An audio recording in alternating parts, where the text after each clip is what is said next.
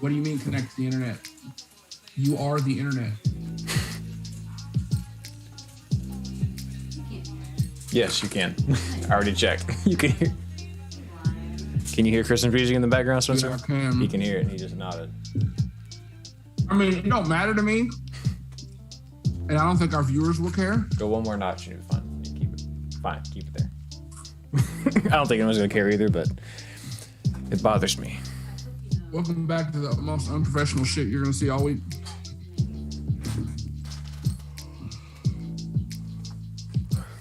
That's all right. That's what we hang our hats on. Yep. Our extreme level of unprofessionalism. Yep. Matter of fact, I'm gonna add another minute. These pretzel sticks are very salty. There we go. Yeah, I was having some pretzels earlier that were just like aggressively salty. You know what's very good though? You take pretzels and you dip them in honey mustard. Yes, but it has to be honey mustard. If you have regular mustard, it's ass. Yeah, honey mustard. Regular mustard, like, and I'm a guy that likes mustard. I actually really do enjoy the taste of mustard, but just pretzels and mustard is just. It's now, just if it's a sad. soft, I want mustard with a soft pretzel. I don't want mustard by itself on anything. Maybe a hot dog. Not even a corn dog. A corn dog. A corn dog I could do. But I'm not gonna have mustard and fries. I'm not gonna have mustard and pretzels. I'm not gonna have mustard in a lot of things. I was supposed to make like there's these pretzel like this recipe. You like take oil, like vegetable oil, and all these different kind of seasonings, and put them on the pretzels and shake them up, put them in a bag, and then bake them for like 15 minutes. Yeah, I've heard of that. That's what I was supposed to do with these, but I just didn't feel like waiting to eat them. I'll tell you what I used to do, man. When I was in college, I would we'd get Chick-fil-A because we had it in the dorms, right?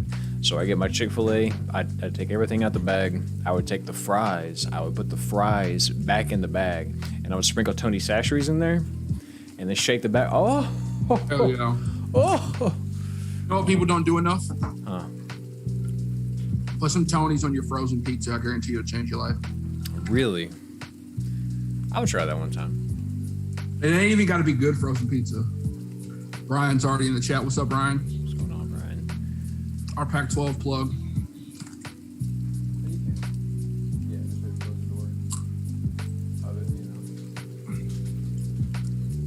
Washington fired their coach. Yeah. Once again, should have been talking shit. Yeah. That's what it really boils down to. How did the Not Ducks? been talking. How did the Ducks do last week? I assume they won. Against Washington State. That's right. Yeah. Okay. It's good old Wazoo. That's my least favorite thing about college football is having this team and then this team's state, which sounds silly, but it messes me up, man. When I was a little kid, I was like, why on earth would Florida and Florida State play against each other? They're from the same state. They should be helping each other. They should be helping each other. All right, well, there's a timer. Like, why on earth would Texas and Texas A&M play against each other? Yeah, you'd think they'd be on the same side, right? But no, in fact, it's this like whole, this town ain't big enough for the both of us type beat. Anyways, welcome to the show, everyone. I'm Dead Inside. This is my co-host, Spencer. Welcome to the Waffle House podcast. I am in pain. Can I walk you through my Saturday? Last Saturday, Spencer. So last Saturday we were celebrating my birthday, because my birthday fell on a weekday, so we celebrated that Saturday. My birthday gift was to watch wrestling on pay-per-view. I was watching AEW. No, it was Full Gear, and it was very good, a lovely show.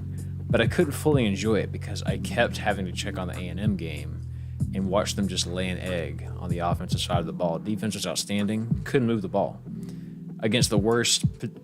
I think not the worst, but I think it's second to worst. They're like 103rd in the country against the rush, and A&M couldn't rush against them. They made some adjustments. They loaded the box, and they were like, "We're gonna make Calzada play quarterback." But look, man, I don't care. I did not watch enough because I was watching wrestling. I didn't want to watch the replay because it hurt me so deeply. I don't know how you don't run the ball well against the 103rd worst running defense in the nation. So, all that being You also said, don't go shotgun in your own end zone. no, you don't. That was, oh, God. So, I have opinions. We'll get to them. But how you doing, man? It's good to see you. I'm good, man. Brian, it's good to see you. It's good to see you too, Brian. What's up, Brian? Appreciate that. And Brian, it's gonna sound a little weird, but I've been thinking about you all week, my boy. First of all, hang on a minute now. We were No celebrating, homo, unless you want it to be. Anyway, no. He was talking about us doing some content for the NCAA tournament. And oh shit, what's going on, Sean? Sean, my boy. Yeah, man, Sean. It was. There's a realistic chance. In fact, I think it's going to happen that a two-loss team is going to make the playoff this year. I just really wanted it to be A&M. I think it could happen. I think they would let Ohio State in. I think they would. Nope. At least over Cincy. They still haven't ranked over Cincy. Nope. Cincinnati. If Cincinnati is undefeated, which spoiler alert, I don't think they will be. You think SMU is going to get them this weekend, huh? It's not the game I'm talking about. Ooh. We'll get into that next week. Now. Hang on a second. I got to turn this music down. I want dearly. Okay. Like very badly. I'm listening. For Cincinnati to make the playoff. I want that. Ain't happening. If Cincinnati's undefeated and everybody else has 1 or 2 losses, besides Georgia, Cincinnati's in. Guarantee it. I don't know, man. I just don't see it. It's the strength of schedule, man. I mean, like I say, you look at Cincinnati, yeah, they have the one big... Let me tell you this, though. Cincinnati's going to have to play Houston twice. Yeah, I agree with that. When we talk about how Houston is 10-1, they've won 10 straight. Yeah, and they're playing Memphis this weekend, who's 5-5, which is not really They're playing Memphis right now. Oh, it's tonight? I thought it was Saturday. Nope, right now. Oh, I could assure. I was supposed to go to that game, actually. That's how out of tune I am. I was supposed to go to that. It's pretzel sticks, Brian. He says describe taste. Very salty. Yes. Dude, I had some pretzels earlier. They were just like aggressively salty. I'm sorry if the chewing bothers you, I will stop. We can't even hear it, dude. Your mic is not powerful enough to pick up that. Now this SMB, this yeah, it would pick it up on this.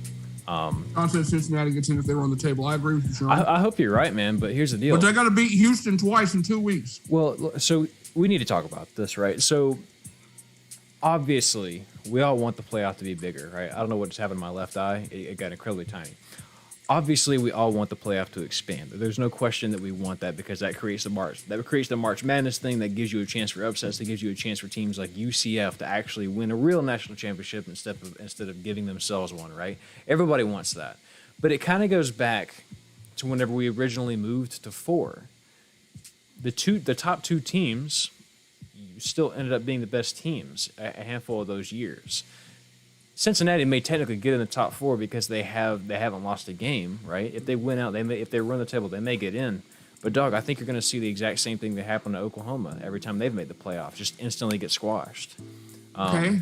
It's their right to get in, but every other Power 5 team flip side of that coin, every Power 5 team that's made it to the playoffs, at least one of them has gotten blown out first round. Yeah, that's true. And those are the Power 5 teams. Sure. Cincinnati almost beat Georgia in the Sugar Bowl last year. Yes.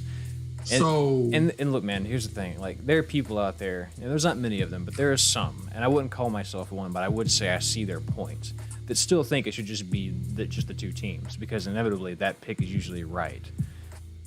At this moment, so you think it should be top 2? I don't think it should be top 2, but I see the rationale behind it being top 2. Because if the committee truly puts their foot down and looks at the schedule, looks at the strength of the schedule, looks at the quality of wins, looks at the timing of the wins, et cetera, seeing what teams are improving, which teams are on the rise, you can arrive at probably what the best 2 teams in the nation are. At least definitely the top 4, obviously. But I think if you're looking realistically at top 4, who are the best 4 teams in the nation? Even if Cincinnati runs the board, I just don't know that they're in it. I mean, this is a team that barely. Who was it they played like 2 weeks ago? Was it Tulsa that they barely beat? It was, yeah, exactly. But shout out to their defense because they had to stop Tulsa 4 times. I mean, 8 times in a row. Yeah. Oh, sure. So, and that's wonderful. I mean, that's impressive, of course. But when you look at that, I mean, it's the same. Well, I don't want to say it's the same reason A&M. As much as I talk shit on the BCS system got it right almost every time. There was one time that a lot of people disagree with. Me as an LSU fan, of course, I'm going to disagree with it. But yeah, they did get it wrong that one year. that was to me.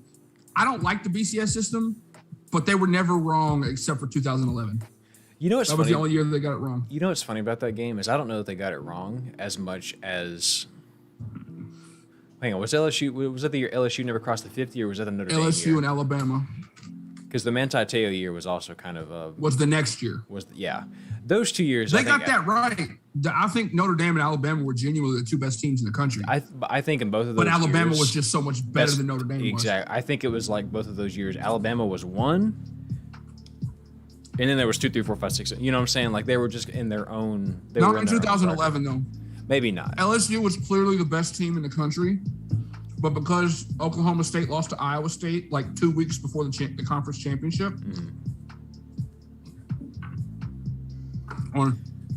Oklahoma State should have won that game because they had a field goal. I just remember them not crossing the 50 post. That whole game. Yeah. Did I ever tell you about what happened after that game? No, I don't think I've heard this story. It's all blurred to me. I think that was 2003, Sean. When LSU and USC split the Natty. Oh, yeah. But LSU played in the national championship, but I guess they just named them co-national championships. Wait, what? I don't remember this at all. What were you talking about? What happened? 2003. I think it was 2003 or 2004. I was 7 or 8 years old. I don't know. I wasn't even watching college football at that point. Oh, I was. Did you see it? Oh, I was. What happened? Like, so how the hell did that happen? What do you mean they split it? I don't remember. Tie? I genuinely don't remember because I remember LSU playing Oklahoma in the national championship that year. Well, let's find out. Because I watched that game. 2003. Gerald, you've been to my mother's house USC, plenty of time. LSU. Right? Yes, I have. Okay, so you remember in her old house where the middle room was, where had the green carpet where the bathroom was? Yeah, hell yeah. Okay. So I used to have this really old TV and it sat on a bookshelf in that room because that room used to be my bedroom. I remember watching that game like on like winter break from school. And I stayed up late to watch that game. Damn, that kind of takes you back. I missed that house. This is USC handled its business in the Rose Bowl, defeating a very good 2-loss Michigan team 28-14. AP voters made a statement and kept USC number one in the poll, as it had before the BCS elections, and the 2003 National Championship was therefore a split. What? Yep. I knew about this, but I didn't know the exact details. But LSU actually played in the Natty. Uh-huh. And won, I assume. They beat Oklahoma. They had Saban. Yep. But I don't understand how it was a split. If LSU went to the championship and won, how did USC still have stock to stay in it? Like, what do you mean? I don't know. Hang on, now I'm really curious. Let's just dive in real quick. Okay, BCS created limited controversy. Okay, blah blah. LSU went on to stifle number one of the Sugar Bowl, right, and claim the title. As a poll was okay. USC handled business in the Rose Bowl, defeating a very good 2-loss Michigan team. Great.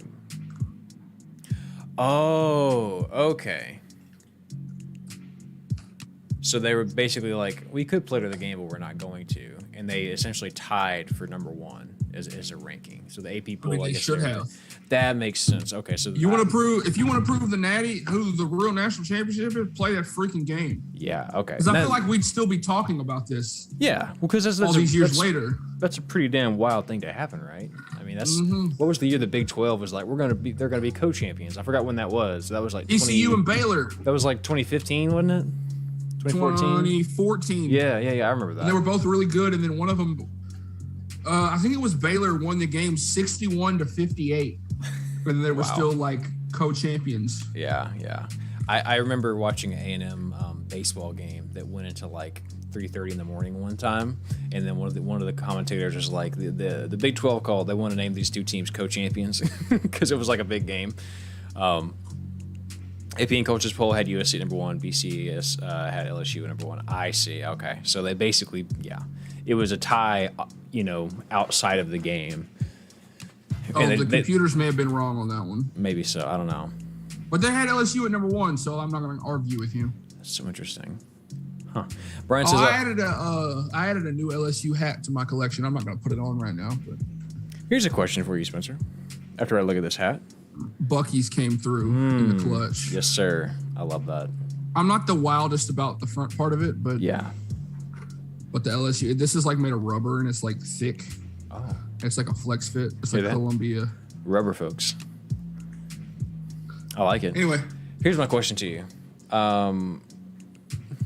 Alabama's going to win, right? They're going to win out. The only way A&M, and of course A&M laws doesn't matter. The only way is Alabama going to win out? Well, I would have said maybe not.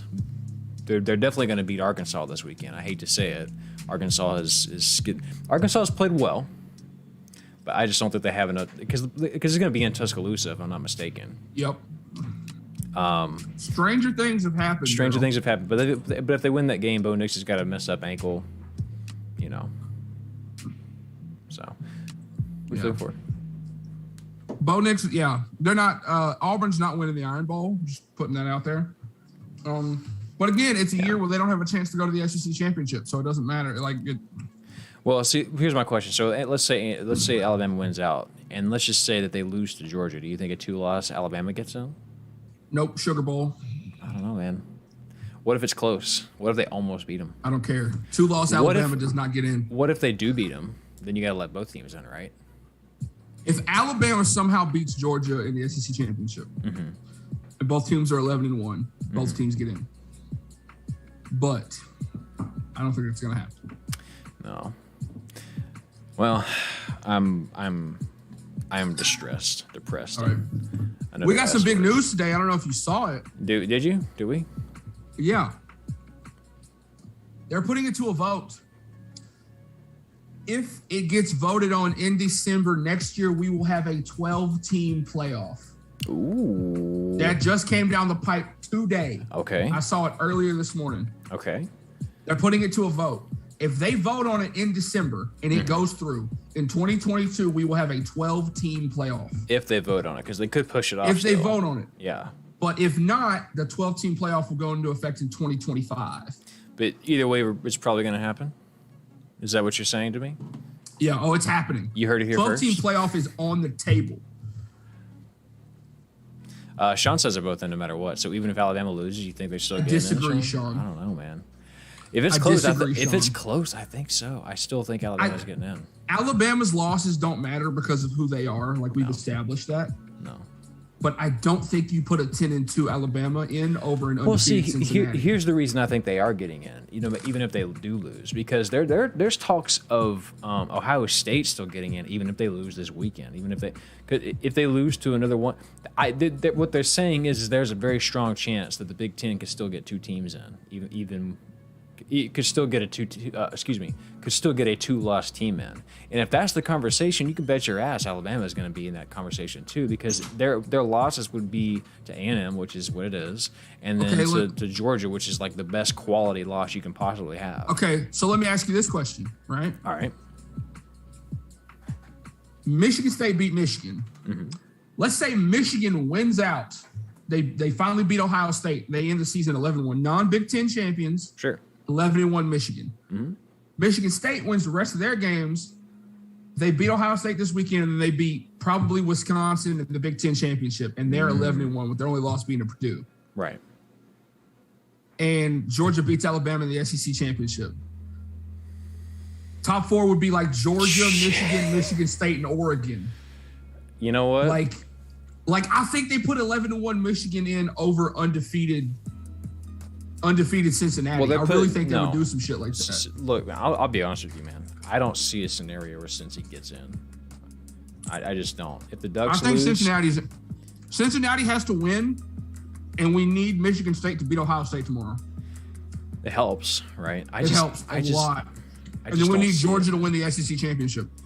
Yeah, I just don't see it. I mean, maybe so. Look, it always goes to strength of schedule. Like that is the thing that is tossed around more than anything else, the strength of schedule. And Cincinnati just doesn't have it, right? They have their win against Notre Dame, which looks good, but then again, you look at Notre Dame's strength of schedule and you say, well, where do we even go from here? Because Notre Dame isn't really playing anybody either. Well, because of it, Notre Dame's not going to get in because Notre Dame's number 9 right now. Look at Spencer trying to come up with points while he's got pretzels in his mouth. Go ahead.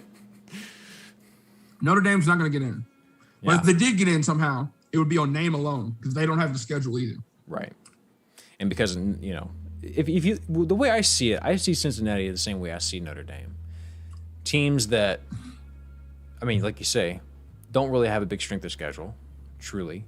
But Notre Dame, if you join the ACC, all the problems would be solved. Well, maybe. But the difference is one is Notre Dame.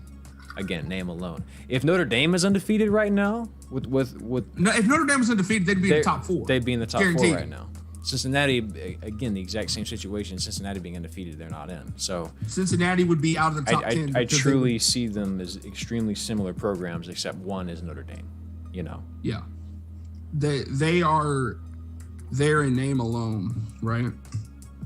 Exactly. So if they would, they play a big ACC schedule, but the ideal spot for Notre Dame is the Big Ten. They have all those natural rivalries with Michigan State, and you can still play Stanford and USC every year. You can still do that, but well, Sean says if Wisconsin was the Big Ten, which they won't, Notre Dame looks better since they beat the Badgers by 4 touchdowns, which makes Cincinnati look better. That's true. Let's go Wisconsin. Hey, look, yeah, but Sean's like, I have to spin this so that Wisconsin can get. Look, man, So, I'd be fine with that, and it's one of those things, right? Yes, that logic follows, but is that a logic that the committee is going to follow, right? We can sit here and look at that and go, oh yes, for sure, that's totally the case, right? But then you look at you look at A&M losing to Mississippi State, and then somehow Mississippi State losing to whoever they lost to, Auburn. Arkansas? Auburn. But then you look at how A&M beat. So it's State beat Auburn. Oh, that's right. Can we talk about that too? What the fuck? Because Auburn went up 28-3. They were at 28-3, and then things changed. I don't understand. 28-3. I was so shook. Is alive, people. Except for this weekend, the Cowboys got out of there. Okay. The Cowboys blocked a punt. My silent prayer worked. I was sitting at lunch and they had the game on TV. I texted Spencer. I was like, "Oh shit, they're up 28-3." Spencer texts back, "In the name of Michael Irvin, I rebuke you." The 28-3 curse. And then they blocked that punt, and I was like, "All right, we're good. Yeah, we're safe." In case you guys don't know, the 28-3 curse is the year. It was when Tom Brady came back against the Falcons in the Super Bowl. 28-3. You don't want to be behind. 28-3, and then last year, it was either last year or 2 years ago, Illinois did it to Michigan State, and then somebody else did it. Oklahoma did it to Baylor last year, and then Mississippi State did it to Auburn this year. I'm telling you, the 28-3 thing is real. Yes. Yes. It's almost to the point where, if I'm up 21-3 and I score a touchdown, I might either go for two. I might either go for two or tell my kicker to shank it on purpose. No, just go for 2, and if you make it, you make it. If you don't, you're 27-3, so you're fine. Yeah. Yeah, I'm avoiding that at all costs if I'm a coach. Well, hey, you mentioned the 12-team playoff, man. I got a question for you. Let's just assume that it goes well in December, and we do have a 12-team playoff next year. Is Lincoln Riley going to be the man to take LSU to the first ever 12-team playoff? I don't know. They offered him a $96 million contract. Would you take $96 million to coach LSU? Bet. In a heartbeat. And look, man, you got to consider too. I would coach LSU for $100,000 and a ham sandwich. Come on. Well, exactly. Well, and you have to think, man. Look at the LSU. Look at the Oklahoma situation right now. Things are not good. You go to Baylor. You bet lose. Money one of his quarterbacks goes with him. If Lincoln Riley takes the LSU job, bet money one of his quarterbacks goes with him. And Marcus Spears was on the Pat McAfee show this week, and he was talking about, and I'm sure you'll agree to this statement, LSU will always have at least a good defense, right? Yep. LSU's never going to, what they've missed for all these years is an offense, right? Quarterback.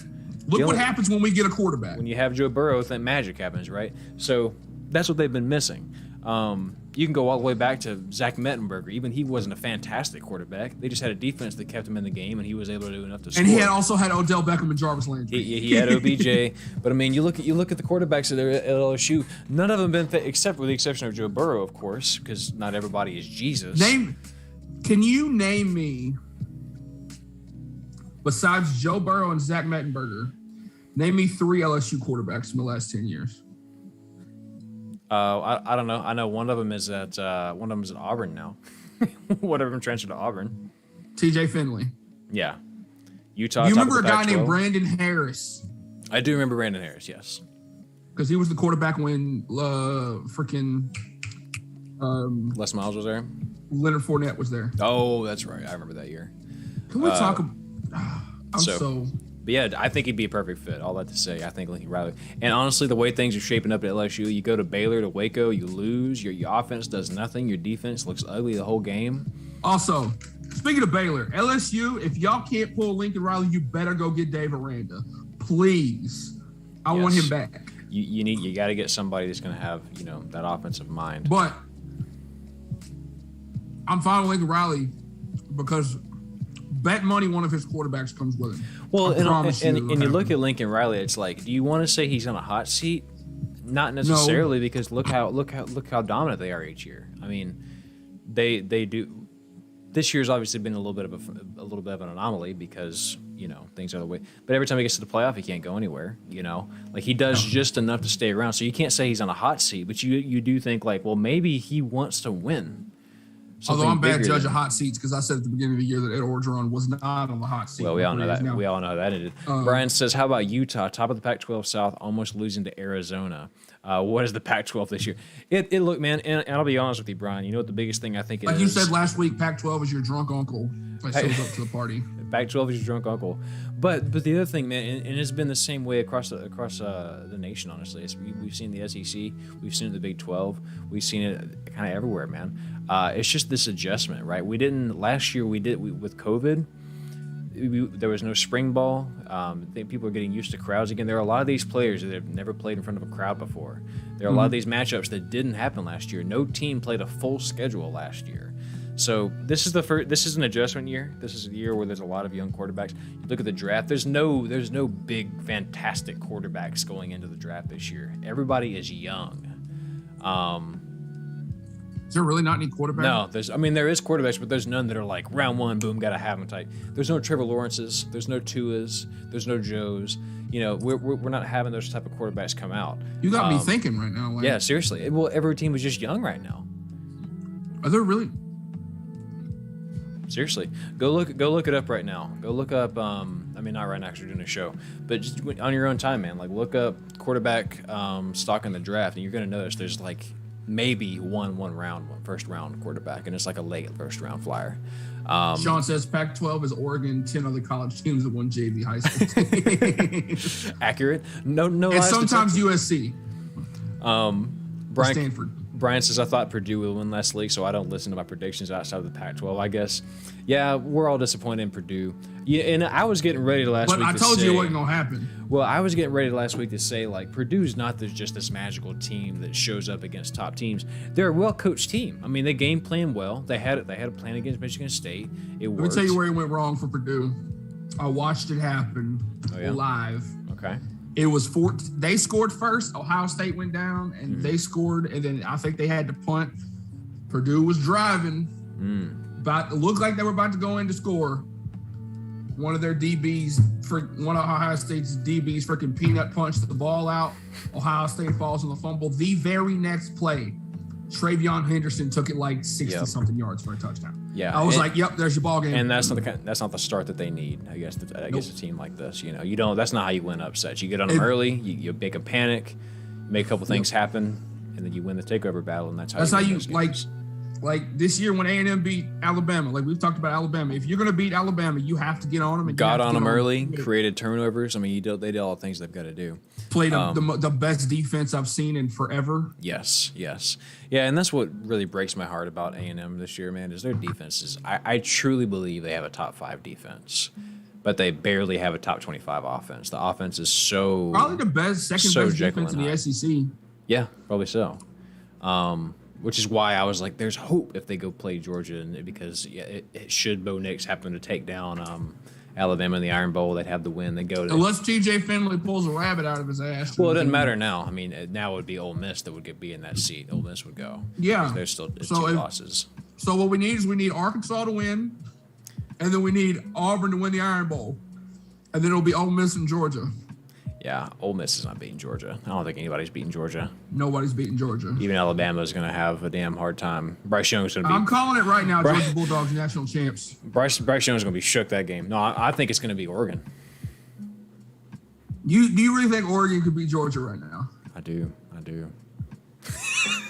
I'll tell you what. No, no, I don't. I was about to say, if Oregon beats Georgia, I'm going to buy me, you, and Brian. I was just waiting for Brian to pop off in the chat like, whoa, really? No, I don't think that. But my God. I would buy the three of us Oregon national championship the shirts. Teams left in the equation, though, I think I would vote for the Ducks. I mean, if it was up to me as a fan of college football, I think it'd be most fun for the Ducks to Who's your Heisman winner?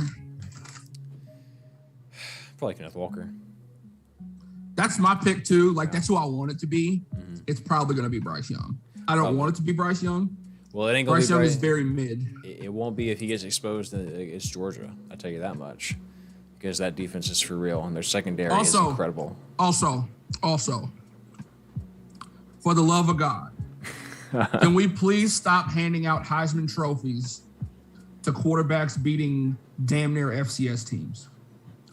They were like, Bryce Young threw for 5 touchdowns. Yeah, he was playing New Mexico State. He's supposed to do that. Yeah, if he's Stop handing him Heisman trophies because he beat New Mexico State. Yeah. No, I hear that, man. I'm worried about playing Utah, and they lost to really? Yeah. You know, I'll be honest with you, man. I don't even know who's playing this weekend. I was so tuned. I was so zoned out after what happened to A&M last weekend that I need to actually see. What games do we have coming up this weekend? I know the Ducks play. Utah. Beavers. Well, let's start out. First of all, this is both our teams got dubs this weekend. Yeah, they got. Aggies play PV, Prairie View A&M, and LSU plays UL Monroe. So before we get into this, we need to tell you guys a secret. So last year and the year before that, we've always done this thing. I don't know why we just forgot to do it this year, but there's something that we do called the bottom of the barrel game, which is just two terrible teams, literally the bottom of the barrel. I don't know why we didn't do it this year, but I just thought there wasn't a lot of games. I was like, I think our initial thought was we were going to do one week one, and then we were like, let's get a few weeks into the season and then pick teams that are doing bad, and then we just never did it. Yeah, I think it was something like that. So let me go ahead and pull it up because I want to actually see who is technically favored in this game, et cetera, et cetera. This week's bottom of the barrel game, we've got the 2-8, 2-7 USF Bulls going to the 1-9 Tulane Green Wave. Need I remind you, this is the same Tulane Green Wave that Oklahoma only beat by 5 points. Yeah, let that sink in. Let that sink in. Now, granted, that was early in the season, but 1-9. I guarantee you, had that game been played in New Orleans, Tulane wins that freaking game. I promise. Could you imagine how bad it would look if they had won that game and then gone? And they were 2-7 right now. Oh God. Oh. Oklahoma wouldn't be in the top 25. Lincoln Riley would be signing that contract, right? Lincoln Riley would have been in Baton Rouge as we speak. But this should be a fun matchup. 2-8 Bulls versus the Green Wave. They are going Roll to Wave, Tulane. baby. You going Tulane, huh? Roll Wave. I love New Orleans. I've been to Tulane Stadium. It's really nice. Roll Wave. Take the under. These teams cannot score. They're averaging 25 points a game. I feel like we always say take the under, man. I feel like take the under is we should put that on a shirt. That's this year. That's this year, man. Historically in college football, you don't bet the under ever. Yeah, because you need to create just go watch Scott Van Pelt and Stanford Steve on their bad beat segment. They had one that was crazy this week. Do you know what a bad beat is? No. In terms of gambling, it's you bet a side and you're the right side all night. Your team is covering the points or they're doing whatever. And then all of a sudden. Oh, yeah. Okay. I see now. Like that. An interception and then. Your ticket gets Yeah. Oh, ripped God. up. That has to be the worst feeling. But fuck you, Spencer. Give me the Bulls. I'm taking South Florida in this one. All right. Cool. Nebraska going to visit number 15, Wisconsin. Wisconsin kind of bouncing back, man. Wins to work their way back as number 15 after a very slow start this year. Again, I have to support Nebraska because we have a lovely person in here who is a big fan of not Nebraska, of Wisconsin. So I have to support them a little bit. But I do stand by the fact that they are just a boring team to watch, man. Yeah. There's always been something about Wisconsin. Like, I like them. I like their tradition. I like their mass play. But holy shit, I cannot watch them. I know. And look, man, they have a very good defense. They're only allowing 14 points a game right now. Sorry for the noise. But they play. I mean, they just play classic Big Ten football, right? They run it down your throat. Yeah. They don't pass it very often, but they just try to dominate time of possession. The game feels slow. You're expecting fireworks. You don't get that, but they win. They're 7-3 right now. This is a pretty big game for them. A dangerous, probably the best 3-7 team in the nation in this Nebraska Cornhuskers team because they're losing tight games by one possession just about. It was one possession loss. Is this the last year of the Scott Frost experiment? No, Scott Frost is sticking around. They announced that he's revamping his coaching staff. They are doubling down. They believe in Scott Frost, and I kind of do too. More teams honestly. need to do. Looking at you, Texas. More teams need to do this shit. Texas is done, dog. They have had enough of Sark. I was talking to a coworker who is a Texas fan, and they said something along the lines of like. I said something along the lines of like, we were talking about COVID. And we were talking about how like, can't wait for things to get back to normal, how there's a thing that was said a lot. And I kind of made the joke of like, yeah, but there's no vaccine that's going to cure a loss. Losing to Kansas at home. So, in overtime. Yeah, I can't believe Kansas went for 2. The balls of this coach. I don't even know who it is because it ain't Les Miles no more. Sean says, "Go Badgers." They've been in boring teams since the 1990 with the exception of the Russell Wilson year. I always forget that Russell Wilson was at Wisconsin, man. Yeah, because he went to NC State and then he went to Wisconsin. I got no respect for that. I do remember big Russell Wilson that fan. Big Ten championship they played against Nebraska when Taylor Martinez broke off that crazy run. Oh yeah, man. I mean, they blew the dog snot out of Nebraska. Like, they beat the mess off of Nebraska that game. Yeah. And, like, they were the lower-ranked team, but they beat them. Oh. Yeah. And then there was that big block. What's it? It was Nebraska and Wisconsin. Mm-hmm. And I think Nebraska's guy had the ball, and he was running. And then one of Nebraska's Wisconsin guys coming, and Nebraska guy just blocks the snot out of him and lays him out. Oh, yeah. It's been on, like, every big highlight tape forever. Yeah, and I can picture it exactly. I know what you're talking about. But, yeah, there should be a good one this year. Nebraska, of course, again, they keep having these close losses. Is this the week that they get it done? Is this the week that they finally actually say we're going to get ourselves a big win? I don't think so. Give me the Badgers. I think Wisconsin's good, yeah. Give me the Badgers comfortably at home. It'll be. If this was in Lincoln, I might go the other way, but because it's going to be in Camp Randall, I think this game is going to follow the exact same script it's been following. I think the final score is going to be some shit like 27-22, something like that. Also, equipment managers for this game, can you please? Wisconsin wears red and white. Nebraska wears red and white. Can we just get all red, all white? Can we get all red versus all white, please? Oh God, I'd pay because for that. Because when Wisconsin goes white, red, white, and then Nebraska is white, white, red, it's a little confusing to watch. I always loved when A&M and Mississippi State would do the Snow Bowl, and one team would wear black, one team would wear white. Mm-hmm. That was amazing. The ones with Johnny. Those were the best. That was a good year. Ooh, that was a good year. Yeah. But yeah, man, I like whenever teams of similar colors go ahead and just cut the shit and give me one solid color. If Wisconsin's gonna do white, red, white, I want Nebraska to go red, white, red. Bro, you know what I want to see more than anything else? Let's just assume the Ducks don't make. First of all, I'm not going to speak this into existence. I want the Ducks to go all the way. But if the Ducks get kicked out and they go to a New Year's Six bowl or a top bowl game, I want them to play Baylor. Think of the problems they would have: the green and the yellow and the. Give me Baylor in all yellow and the Ducks in all green, and that would just be an assault on the senses watching that game. That would be so much fun to watch. But yeah, give me the Badgers. Brian says March Madness taught me there's way too many red and white teams. Correct. Okay, question. Why, if your mascot is the Cardinals, why do you have to wear red and white? Every single team that is the Cardinals is red and white. Have you seen the Cardinal? The bird is red. Okay, good. I get that. I completely understand. But sometimes it'll be like red, white, and black, or like red, white, and yellow because of the beak. And like, I get it, but how many teams like the Tigers aren't purple? You could be the Cardinals and wear green. No, they were just like, I do appreciate the fact that LSU was just like, you know what, we're the Tigers, but fuck it, it's Baton Rouge. We're doing Mardi Gras every day with this uniform. Yeah. So I want LSU's wearing they're going white, purple, white this weekend. I'll tell you what, I'll make a promise to you, Spencer. If I ever become a multi-billionaire and I buy the Arizona Cardinals, I will change the team's colors to blue and orange. Would that make you happy? Yeah. All right, we good. We set. And can you update the uniforms because they haven't done that in a long time? Yeah, for sure. Of course. I need that. All right. We'll be looking like Boise State out there. Also, Okra Watch. The boys ended on a loss. They lost to the University of West Georgia 44-7. Hot damn. But the University of West Georgia is like number 11 in the country in whatever conference division they're in. They scored on them. Yeah. I'll take it. That's fine. So ended their year 5-6. Under 500. Shit. Under 500. Yeah. The dream really is dead, man. We'll get them next year, boys. We got number 10, Woke Forest going to see Clemson.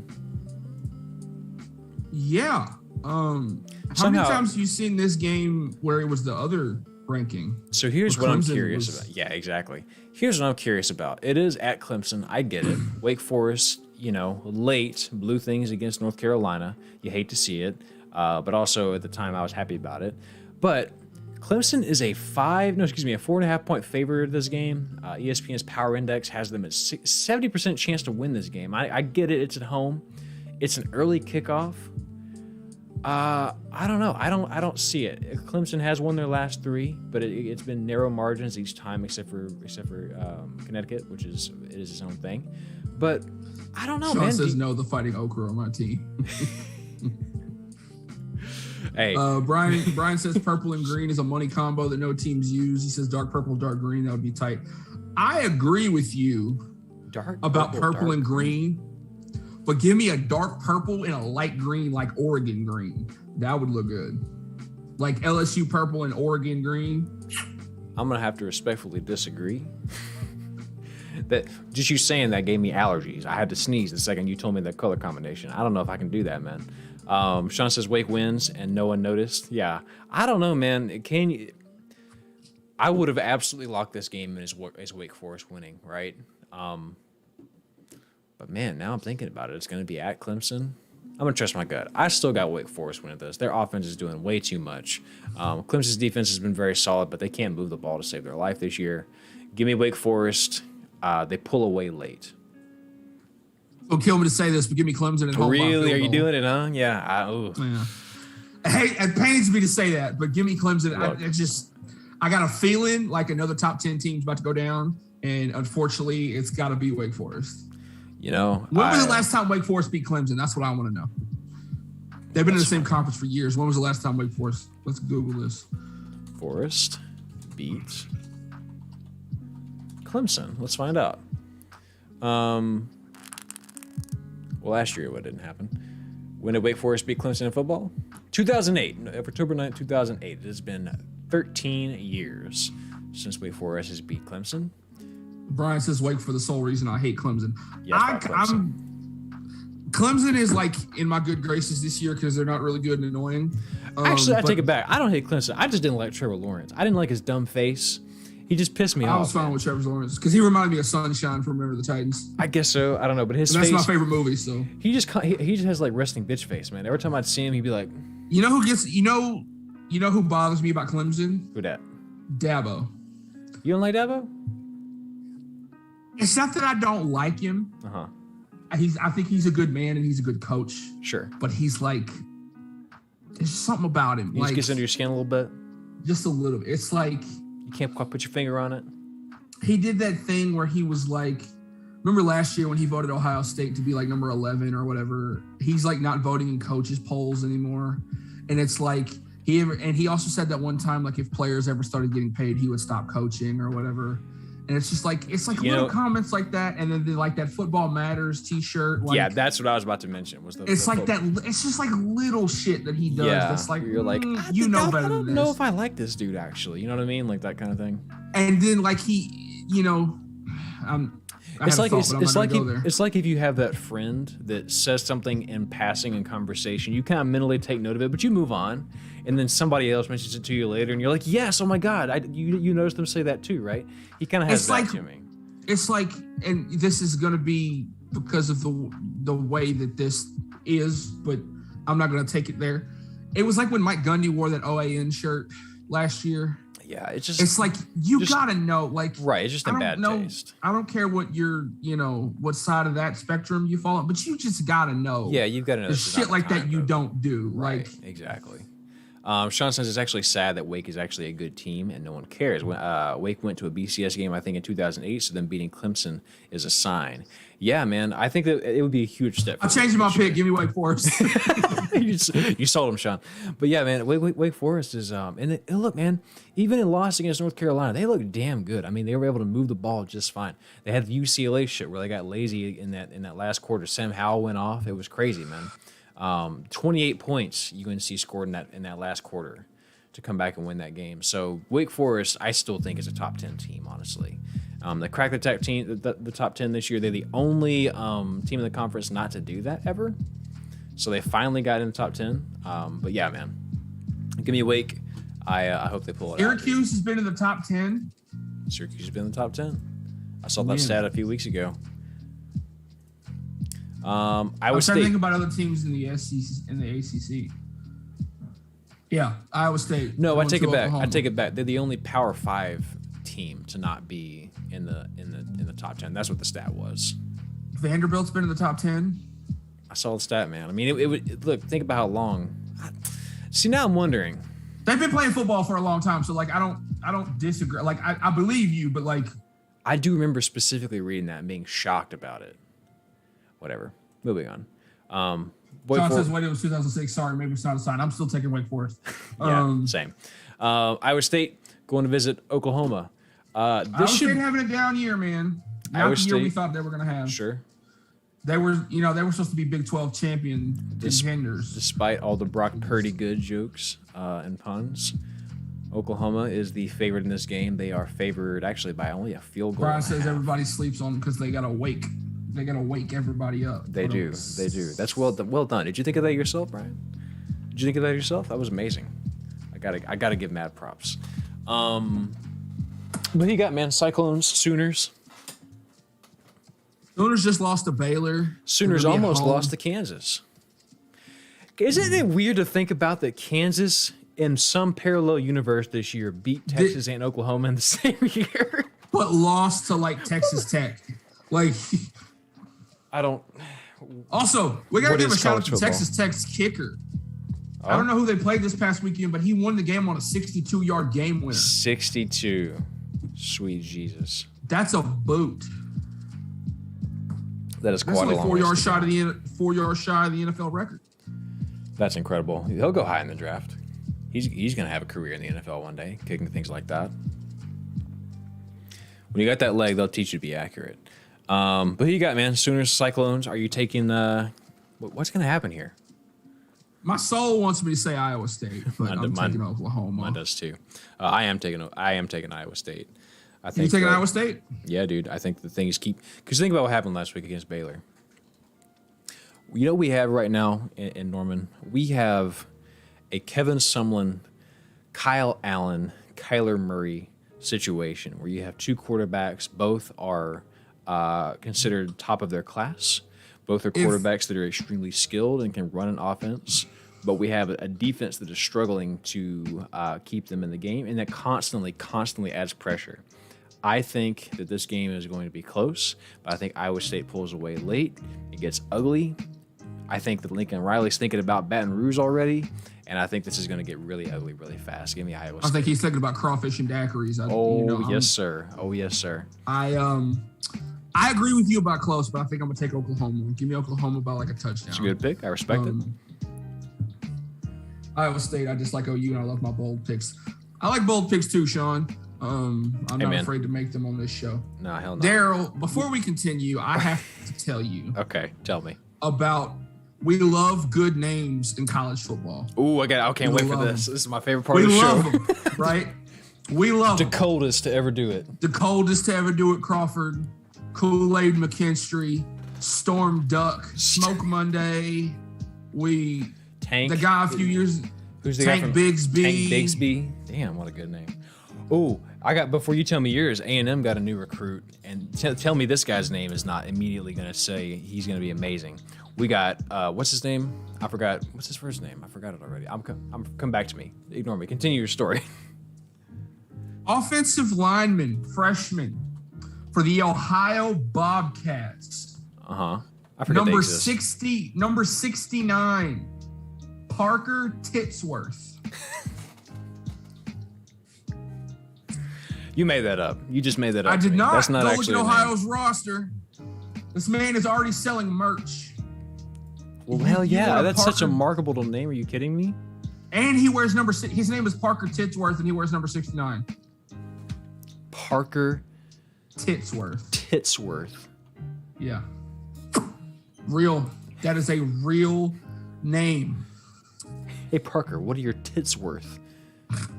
Can I say what you said? He's got a hoodie because Ohio wears green. He's got a black hoodie with green numbers on it. I almost ordered that bitch because the thing's hilarious. Parker Titsworth. He's gonna go. Oh. Anyway, yeah. A&M signed a running back name. Tell me this is not going to be the best running back in the SEC. They just signed this dude. Tell me this guy is not going to be a top 10 running back in the nation. A&M signs 4-star running back Le'Veon Moss. Damn. That's a diesel. It's over. Your Moss is your last name for one, so you better have hands. And then your first name is Le'Veon? It's over. Oh, it's a wrap, dude. Oh my God. When I saw that, I was like, oh my God. And he was committed to Alabama. They took him. They stole him.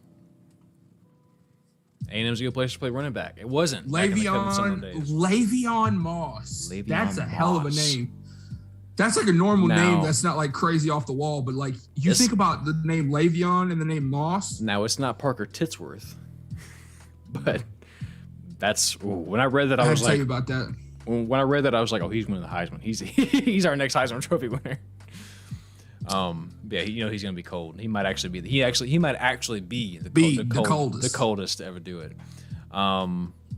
Anyways, what's next on the calendar? We got SMU, number 5, Cincinnati. Who you got? SMU's a good team, but they've lost 2 in a row. Mm-hmm. They lost to. I think it's a good game, man. Could SMU be the team that knocks Cincinnati off their undefeated streak? I hope not. I think it's possible. I'm gonna go with Cincinnati in this game simply because they're in Cincinnati. You're gonna be at Nippert Stadium. It's a home game. I think Cincinnati plays well at home. So give me Cincinnati. But I think it's close. I think it's like a barn burner shootout type thing. I don't think it's Cincinnati's close. Defense steps up. I don't think it's close. I think Cincinnati comes out. They're angry. They're going to win this game. They're going to steamroll them. I think Cincinnati wins by 17. Give me the Bearcats at home. Hey, I'm going to check on the Memphis and Houston game. Next, we got Oklahoma State, number 9. Quietly, number 9, Oklahoma State, taking on Texas Tech. They're going to need more than a 62-yard field goal to beat this Oklahoma State team because they're playing very well on defense right now. Yeah, Texas Tech ain't Texas Tech ain't beating Oklahoma State. I just had to put a game on the list. Yeah, I agree. I'm taking the Cowboys too. Number 3, a big one. Number 3, Oregon going to visit one of the big games of the weekend. The Utes of Utah, Sean, which is a dumb name but I take it. It's fine. Well, the Utes is a Native American tribe. Oh, I thought they just were like, it sounds like Utah. We'll just make it. Oh, well, never mind. I take it back. Not a dumb name. No, a Ute is a Native American tribe. That you know what? Now I'm the asshole. That explains the feathers. That explains. Okay, well here I am. Utah is also my uniform of the week when we get there. Ooh. What you got? Well, first let's see what Brian has to say because I'm sure he's going to have something to say. My left wing announcer said during a Duck game, Brown finds a hole and squeezes through. Yes, good old. Trey says, dude, my notification didn't go off. Dang, I'm late as flip. It's all right, Trey. You good, Trey? You did miss the name of the night, though. and one player for Ohio named Parker Titsworth. Parker Titsworth really was his name. Sean says guaranteed Hall of Famer Le'Veon Moss. Le'Veon Moss is gonna fucking ball out, dude. And bingo was his name. Yeah.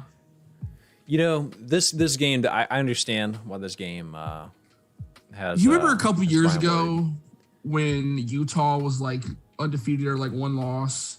Everybody's like, oh, they got the best defense in the country, and then Oregon rolled them in the Pac-12 championship game. Oh, I do remember that, but I also remember the year that was the case. And then was it the same year that Texas beat them in the postseason? I don't remember. I do remember Texas beating them. Texas played Utah? Texas played Utah in a bowl game one year, and they won. And I was like, what? That's weird. I didn't expect that. Remember when Texas beat Georgia in the Sugar Bowl? Yeah, and they were back. That was the closest they've come to being back in a long time. I'll hand it to them. They were close to being back, but they weren't back. Sean says Oregon wins easy. They're a legit team. Might be the best team not named Georgia. Part of me agrees with you.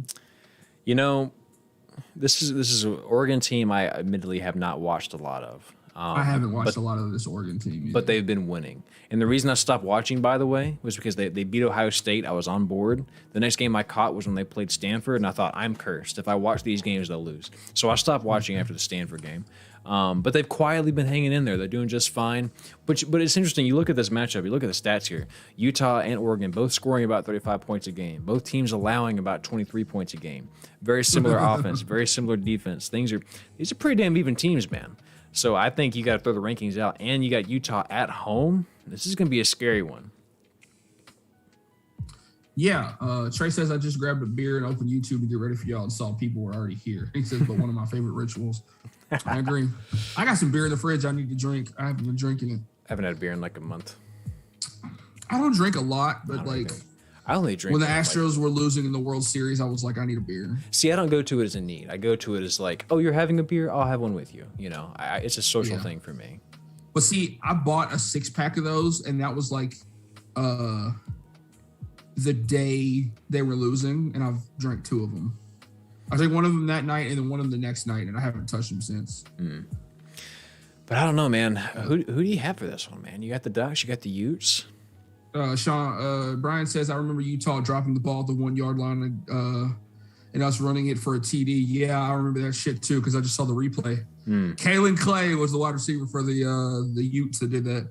Also, Brian, I don't know if you remember him since you're a Pac-12 guy, but there was a guy who played for Utah named Justin Thomas. He caught a pick 6 when they played Michigan. That's my classmate. We graduated high school together. I remember JT. He was cool. Yeah, JT was a beast. I wish he'd have went pro, but I guess he didn't get any offers. But yeah, I think I'm going to go with the Ducks. Okay. Even though they are on the road. I like the Ducks. I like the way they've been playing. Kayvon Thibodeau's healthy. I think Anthony Brown's going to play the way he needs to. So give me the Ducks. Yeah, this is my game of the weekend. These teams look. I mean, again, you look at the record. You take that out the window. Stats say these teams are very similar. They're playing very well. I like the Ducks too. I think they have the momentum right now. I think they're going to do just enough to win. But let me tell you something. They don't want to get down like they got down against Washington. Not that they were down against Washington by a lot, but I don't know that they get down to that same differential and have the success that they have. I don't want to get down 2 possessions to this team. So give me the Ducks. I don't know. Give me the Ducks. Give me the Ducks. 28-24. They're up 28-3, but they break the curse. That's what I think is going to happen. Something like that. Arkansas going to visit Alabama. Arkansas, y'all were like number 8 at one point, bro, and then y'all just they hit a brick wall, and that brick wall's name was Georgia.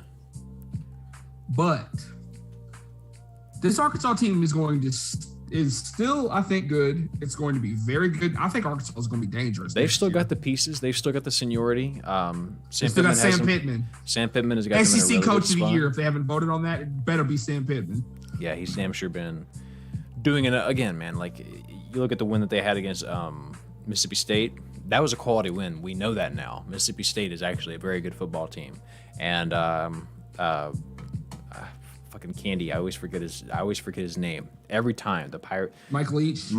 I don't know why I can never remember Mike Leach's pirate. name. The pirate king of candy corn.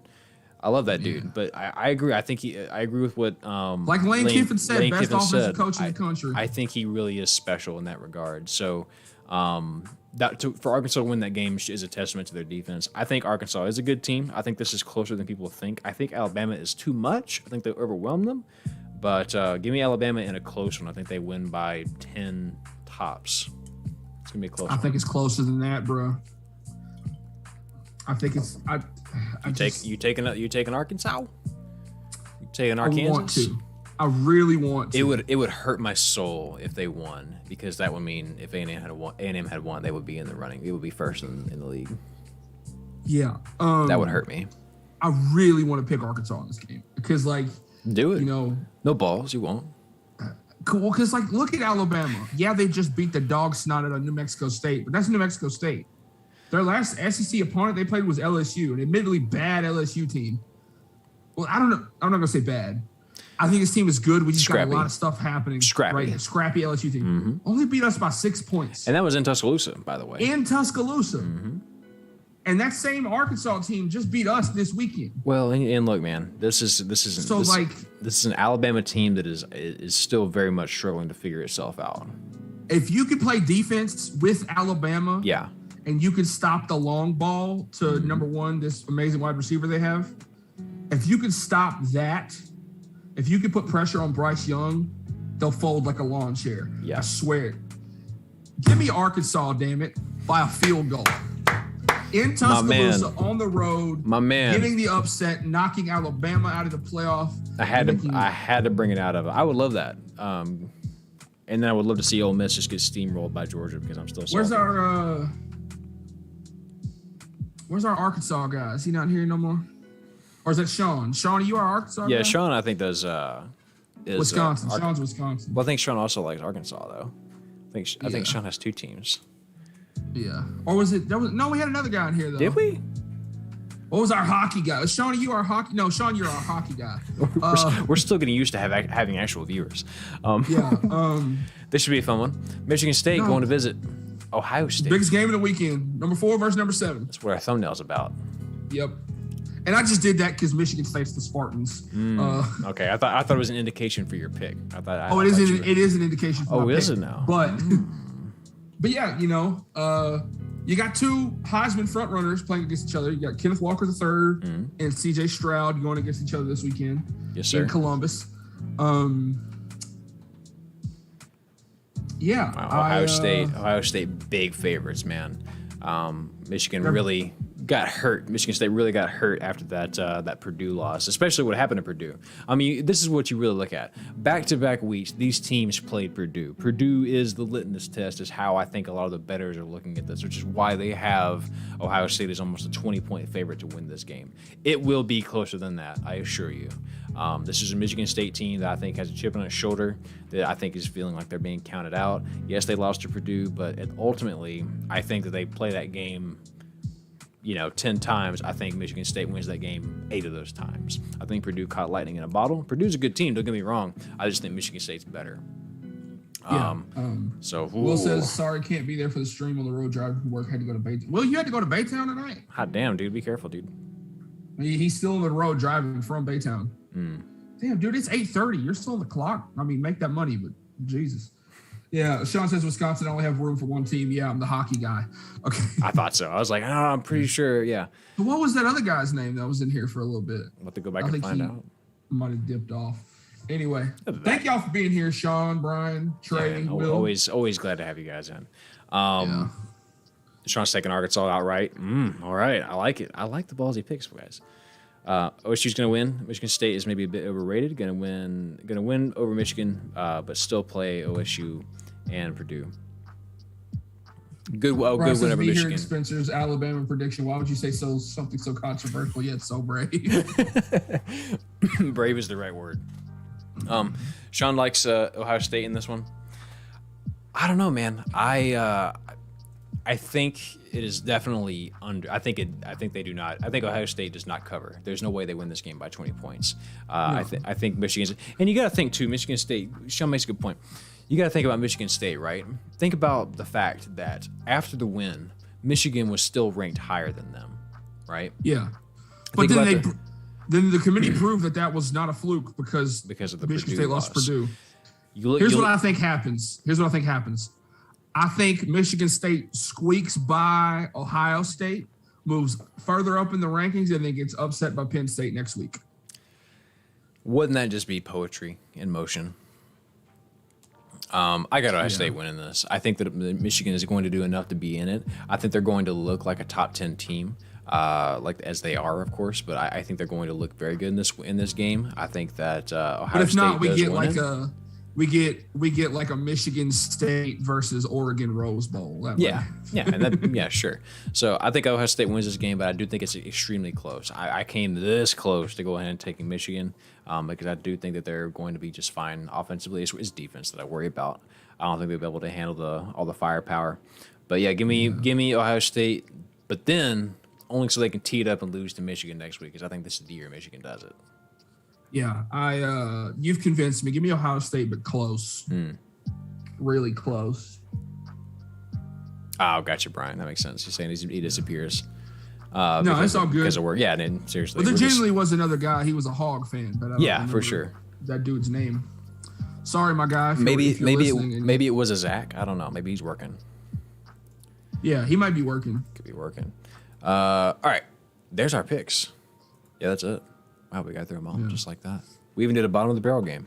We did. And there's another new segment I want to bring back. Ooh, let's get it. I want you to tell me something cool outside of the world of college football. Oh, yeah. We used to do that. This is another thing we used to do. We just because we talk about stuff outside of college football at the beginning of the show. But I have mine. I'm going to tell you about it. I think I've talked about them before. But MLW Wiffle Ball. It is a group of kids from Michigan. They started a wiffle ball league when they were 10 years old in their front yard back in 2010. And now all these dudes are in their early 20s, young adults. Some of them are still in high school and college. And this is some of the most entertaining sports you've ever today they uploaded their last video of the season because they just had their World Series. Oh, man. Of the 3 of their World Series I've watched, this is the best one I've seen. It's really, really good. I'm not going to tell you which 2 teams were in it. Just go watch. You can pull them up if you want to. That sounds amazing. What's the official league name? Wiffle Ball? MLW Wiffle Ball. MLW. Which stands for Major League Wiffle. They're coming down to my area in Houston in December, and I'm going to meet these kids. Dude, that sounds like fun as hell. I'm not going to spoil who won the World Series, but they went to 5 games because in wiffle ball they only do 5. Here we go. Yeah, so here we go. World Series 5 now. So let's see what kind of views these guys got going. They get good views, man. All right, they got the check Sean mark. says that is awesome. I love wiffle ball. Yeah, dude, Sean, go check these dudes out. These are these dudes hold me over during the summer when there's not a lot of sports going on and I'm not watching baseball. Oh, I watch these dudes. This is interesting. Yeah. It's they're legit, dude. It's all pitching, right? Because there's so much you can do as far as they have a speed limit on their pitching. They used to not, and so they were just pitchers duels after pitchers duels. But don't scroll down to the comments because I don't want to spoil who wins. No, I'm not gonna do that. I'm just kind of showing it's an early game home run here. Well, no, these are just this might be the highlights. Damn, the production value in this is really good too, man. They're really good, dude. And they hold tournaments all over the Midwest. Oh, that sounds. They did a segment. They were on Baseball Tonight with baseball commentators. I kind of want to play. You know what I mean? Dude, the guy that just pitched on that home run, his name is Jimmy Norp. They're calling him the Shohei Ohtani of wiffle ball because he's a beast. He's probably going to be the MVP of their league. There's 8 teams in this league. There's 50 yeah, plus this is players. a step. I love stuff like that, man. Just little leagues of and stuff. And it's organic, homegrown type stuff. Yes. And it was started by one of the guys, the 2 teams you saw. It's the Downtown Diamondbacks and the Western Wildcats who played in the World Series. Western Wildcats, the commissioner of the league, is on that team because that's the team he started. And then his brother is on like the other team called the Eastern Eagles. Them boys are pulling some numbers too, man. They got like almost 300,000 subs. And if you want to watch, go watch this whole World Series, but I really want you to watch Game 3. Game 3 is by far the best wiffle ball game I've ever watched. Not just from them, because I've watched other wiffle ball stuff too. But dude, their stuff is so good. I need to do that. And it's inspiring as hell because they started this when they were 10 years old. That's crazy. It's come this far. Yeah. And like they have a draft every year. Have a draft? That's amazing. They have a draft. I'm so serious. Like, and they upload the video to YouTube and like. Sean says I need this. I feel completed. Yeah, Sean, go. If you have the time, just go binge the whole season because you can do that. But if you want to watch just the World Series, just watch the World Series. Ooh. And then like I'm gonna have to catch Game 3 at least. Yeah, go watch Game 3, but also look up Daniel Schultz pitching highlights. This man throws a pitch they call a drop ball. Oh my God! It just drops, I assume. No, you go look it up. I'll just go look it up a little bit. Yeah. But yeah. Interesting. Also, we got uniforms. I'm sorry, we're talking about football. Utah, they're wearing some uniforms too. We might have already talked about these. Put the kids to bed. They look bed. very similar to the ones that Utah wore. They're wearing not Utah, Hawaii. Utah's wearing some USS Salt Lake City. Wait, is this the one that has the a whole illustration on the helmet? Yeah. Look, it looks very Army Navy-esque. It does. Ooh, I like this. This coin is extremely rare, with less than a dozen in existence. It was used on the USS LC to buy goods and services. Since the sailors had little need for printed money, it was made of aluminum and dates back to the 1930s. Damn. That's amazing. And then the uniforms are just like gray and black. The USS. That's that gray.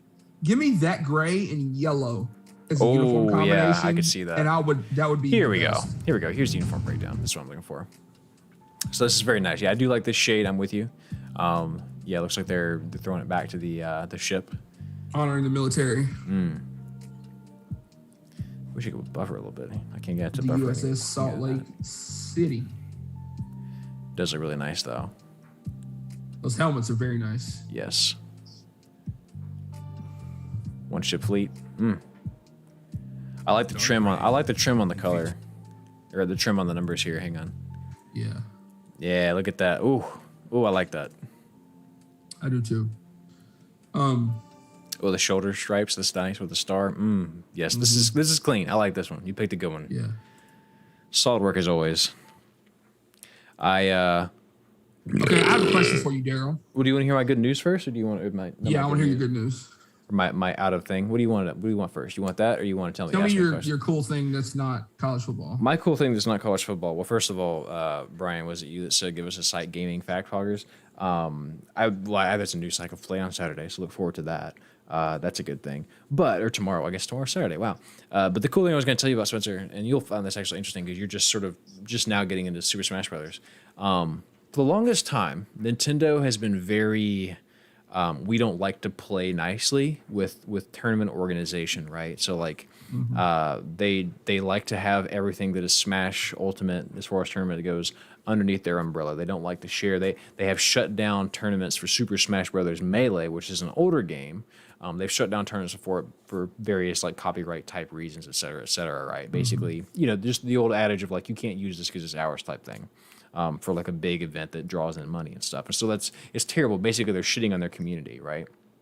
Well, I say recently, like literally a day or two ago, they partnered with Panda, who is an esports team and organization as well, to actually bring both Ultimate and Melee under one roof and actually have it be a tournament that Nintendo has sanctioned. So now the competitive scene suddenly has something that is stable. You don't have to worry about this being shut down, and it's actually like competitively viable, and it's being run by an esports team and organization. So it's nice to see them actually give a little bit of attention to it and actually Me and Link are on the way. Yeah, I know, straight up. Like, it made me want to play. I was like, ooh, maybe I should get. Of course, that's me and Link ridiculous. are bringing that ass. Yeah. You better dodge my bomb. Hell yeah! So, but that was a cool thing, I thought. No, dude, I got blasted online by a Bayonetta the other day. Like worse than I've ever been beat in my life. And this is like I think the first 2 stocks I didn't touch her. And that's not even the worst Bayonetta. The Bayonetta from the previous Smash game was worse. In Smash 4, Bayonetta was unstoppable. Bayonetta, dude, this game's I got pretty rocked alright. by a freaking. What was it the other day? I don't even remember. I was online and somebody was playing like one of the cutesy characters and just rocked my shit. Oh, what are the Animal Crossing characters? No, I don't know if it was Villager or I don't remember, but it was like somebody, they blew the brakes off me and I was like, man. Just washed you, huh? Like, yeah, I know I'm new, but like. The damn. So. Anyways, what was your question? Of the 4 major brands that sponsor college football uniforms, which one do you think is the best of each brand? So you got Nike, Jordan, Adidas, and Under Armour. Okay. And what do I think is the best team's uniforms of each brand? Yeah. I mean, obviously, you're probably going to say A&M for Adidas. So, well, I don't even know if I would say that. So a lot of the Adidas ones are kind of basic. Nike's obviously Oregon, right? Yeah, that's a gimme. Under Armour, I do have a soft spot for Oregon's uniform. Not Oregon. I just said Oregon. Auburn's uniforms. Could you imagine? Auburn, yeah. I do really have a soft spot for Auburn's uniforms. Who are the other 2? Jordan. Well, Jordan's only got like 4 or 5. Yeah, I was gonna say I I like Florida, Oklahoma, UNC, Michigan, UCLA. That UCLA blue is hot. I think I have to go UCLA on that one. And then as far as Adidas goes, a lot of the Adidas teams are just kind of basic. Yeah, I liked how A&M's Adidas used to look before they rebranded to sort of like the very basic look again. Which, by the way, I'm glad they did. I think that's more polished. But I did like some of the stuff they were doing, like the years where Johnny was there, when Kenny Hill was there. Those were some fun uniforms. Do you remember the one that it was like had that big state of Texas in the back? Yeah, and it was like ice. boy. It was like shiny. And on the side of the helmet, it had the mirror for the that was. I'm gonna look those up now because I'm thinking about it. Those were gimmicky as hell. Yes, they were. And I remember I loved them when they first came out, and then like 2 years later, I looked at these. I was like, these are god awful. Yeah, they're too much.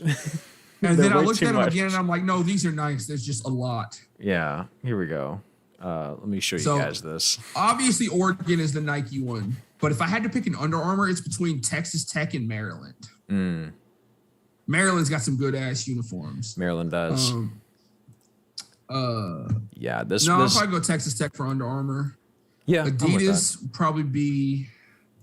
Who are the big Adidas ones? Now this uniform right here, though, this was the one. This is the blue. Oh.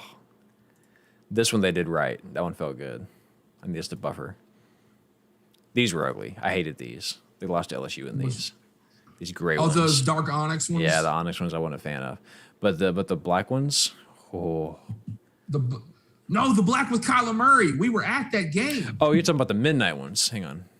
That was the one that was supposed to be on Halloween at night. Yeah, because we were at that game. And they have glow. Yeah, and they had the glow in the dark helmets. And then they had they were supposed to glow under the stadium lights, and then the SEC was like, "Guess what, punk? 11 a.m. kickoff." Oh my god, bitch. They were supposed to put it at night. No, those were really nice uniforms.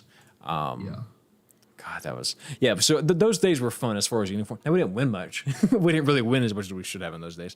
But those were fun uniforms. I have to give credit there. But none of that's ever coming back to A&M as long as Jimbo's there. Won't happen. No, hell no. Oh, no. He's a creature of habit. He doesn't want anything to change. Trey says, I would have had to replace all the knowledge I have about Pokemon in my head to keep up with who has what brand of uniform. It's impressive you guys pull stuff. It's just repetition, man. It's just playing a lot of NCAA. Just that for sure, but also just years of like seeing it over and over. Yeah. You don't even. And like, I was thinking about Adidas uniforms. I gotta go Georgia Southern, and let me tell you why. Because they're Adidas, but they're navy blue, but they look just like Alabama's uniforms. Southern. They're basic as hell, but they're clean. Well, let me look it up. Georgia Southern. Oh yeah, I do have to give you a little bit of. They're like the navy blue Adidas Alabama. They do. Yeah, they do look very good. It's again just clean, like nothing fancy. You know, And just enough. I'll always love Oregon and like their crazy stuff. I'll always love Maryland and their crazy stuff. But the older the older I get, the more and more. The more you just want something classy. Basic stuff. Yeah, just your something Alabamas, simple. your Penn States, your Texas, your Oklahoma. This right here, oh, I fuck with it heavy. I mean, that's just so nice, top to bottom. Yeah. What's your least favorite uniforms that your team has ever worn? The Onyx ones? No, I'll show it to you. Oh, I know what you're gonna do. I know what you're gonna tell me. Do know. It's white, maroon. You hate that shit. No, I do hate that, but it's actually not that. It's this. It's this weird uniform they did one time. Oh, the throwbacks with those custom painted helmets. Yeah, and the numbers were like tan. I was not a fan of that. It just didn't we go to that game? We did. No, you didn't go. I went to it. I don't think you did. Was that the game where y'all played like ULM? Yeah. And they gave out free tickets and after barely Harvey? won. It was like 24-13. Like we barely pulled that game out. It was ugly. I appreciate the craftsmanship that it took to put those. I do together. too. It just was ugly as sin. Yeah. But all the uniforms were ugly back then. Can we appreciate the Google dark mode? Oh hell yeah, dude! Everything is dark mode for me. Trey says the older I get, the more I like things like sandalwood. Am I right? Yeah, I agree with you. Mm-hmm. My eggshell is nicer than white now. You know, like I appreciate the my least favorite LSU uniforms is when Leonard Fournette was there. We wore they were ugly. It was like white, gold, white, but it wasn't even like a nice gold. It was like and it had like purple numbers. They were. I'm gonna see if I can find it. They were like throw up. Oh, gold. I think I found them. Hang on. They were like throw up, vomit yellow. I found it. Oh, that is. LSU doesn't change it up that often. Like every year, we'll wear like one special uniform sometimes, and we wore these. And look at the screen, Spencer. They should be there now. Was that it? It hasn't popped up yet. I tell you what, though. They were Leonard Fournette was there when we wore these. Yes. Oh my God. The numbers and the striping around the numbers and even the numbers on the helmet looked okay. It's just the color of the jersey. They should just so been yellow. Just make the jersey yellow. Now I tell you what I fuck with is the purple helmets. I don't remember when this was, but the year they did this. Oh, that was like the silent year or whatever. That was Joe's first year there. That was nice. They honored the team from like 19. Yeah, 1918, I think. I appreciated the like polarized glasses look on the uniform on the helmets. We wore some really cool ones in 2009 when we. Do you remember when Nike would do the Nike Pro Combat releases every year? Yeah, I do. We wore some against Arkansas in 2009. Sean says, did you guys lose to Wisconsin in those ugly things? I don't remember. Because we played Wisconsin at Lambeau Field and they beat us. Trey says that's some honey mustard awful business. Honey mustard is exactly what I would use to describe it. I'll tell you what, one uniform I've always loved, though, and it's not a college football uniform. I've always loved this uniform. It's so hideous, but I love it. Hang on, I'm going to show it to you when I get to pull up. You'll know it immediately when you see it. I have an idea of what it might be. What's your guess? It's a team from up north. They play in the AFC North. Let me see if my guess was right. It hasn't popped up for me yet. I know, it should in a second. It's delayed for me. Uh-huh. There's two that I'm thinking of. Oh, yeah? Is it an NFL? Yes. Yes. Okay. I was like, gotta be Steelers Bumblebee. Oh, I love it. Oh, it makes me. It's so bad. Oh, they're so bad, but they're so good. Yeah. No, you want to know the worst ones they ever did? Huh? Ones that I think are ugly. Look up the Broncos throwback uniforms. I kind of like the Packers ones where they just got the circle on there. That's some really old school right there. What is it? I like the ones Broncos throwbacks. Oh yeah, with the D. Oh, I actually kind of fuck. Look, no, man. not the D. Oh. It's like they wore like brown pants and striped socks. What the fuck? Hang on. Oh wait, no, is that it? What? When was this? No. God awful. They're terrible. This is unforgivable. Oh, you can't do the stripes lengthways like that. Oh no, honey. That's the worst part. And some guys would like take their socks and like spin them around. Oh, it looks. Oh, I hate it. Everything about it gives me nightmares. I'd rather look at the okra again. The okra. Brian says Dutch lost to the Beavers last year wearing our worst uniforms ever. Wore all gray, looked like Confederate soldiers. Never again. And then he says the blue webfoot ones with orange socks was awful too. I kind of liked the webfoot ones with the orange socks, but like I agree with you about wearing orange because that's like your biggest rival's color. Why would you do that? Yeah, I don't know about that, but I will tell you this, Spencer. I see now this one guy when he spun the socks like this. You were just talking a second ago about the Denver guys. When you spin the socks like that, I see it. That actually I kind of maybe would see just a teeny weeny bit. Yeah, those are real bad. But when it pops up, you'll see like that almost fixes it. If you swirl your socks it's like the old pirate adage, give me my brown pants. Yeah, exactly. Bring me my red Ron shirt. White joke, isn't it? Yeah, it is, I think. Yeah. When you spin the socks like that, it's not half bad. Oh, it makes me sick. It's like a barber pole. Yeah, exactly. Ooh. Well. But yeah, those blue webfoot ones were weird. I just remember the ones you're talking about. They were like navy blue and green. Yeah. Sean, that Oregon wore. I remember those. Didn't they wear them against like Cal or Washington? I really, I tell you what uniform. Those were odd. I really did like the old Denver, the Shannon Sharp uniforms, what he wore when he was in Denver with the John Elways.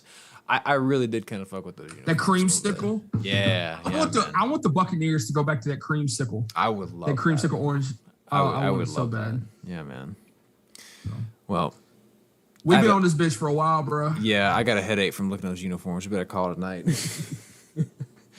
It's getting a little warm in my room. I turned the heat on in my house today. Yeah.